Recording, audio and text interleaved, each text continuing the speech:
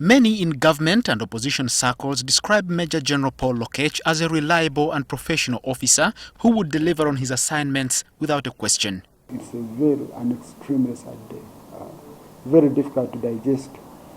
He's one of those battle-hardened commanders. You know, when they shot at General Katumba, he came out and assured the nation that those criminals will be arrested, will be apprehended. And indeed, he lived up to the billing. That many people join the army or the forces and they are doing it because they expect a salary. With General Lokech, it was different. It was his passion. He was professional to the utmost. He was willing to die for his country, succumbing to clot. This issue of blood clot is something that those of us who are not doctors cannot understand. UPDF and the military and police will need to explain to the satisfaction of everybody that this was a natural death, because the background suggests that in this country there are people who poison others. In the Acholi sub-region from where he hailed, he was regarded as more than a serviceman. Even influential politicians there praise him as not only a son of Acholi land, but also a role model. Now, who are we going to tell our children about? It was always telling our children, those who aspire to join the forces, we tell them, be like Paul Lokech. Now, that is going to be now in past tense. I've monitored all the WhatsApp groups of our community. Everybody is speechless. Nobody actually knows what to say.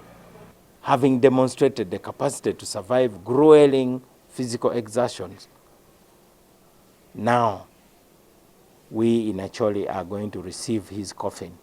The former district chairperson of Gulu would spend an hour narrating the legacy of this man. But there are those like the former opposition chief whip who would not find any impression from the deceased military man. And his elevation was received very warmly. And everybody knew that he deserved that position.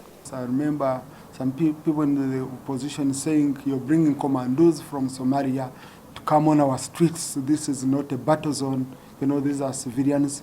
But he has surprised many.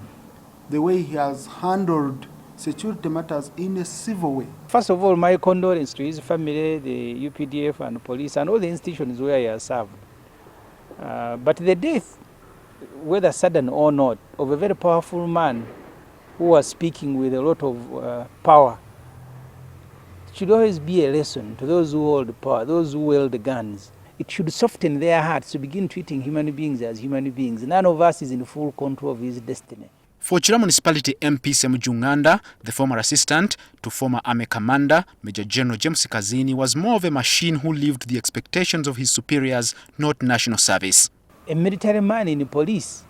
Militarizing police, yes, but professionalizing police, no.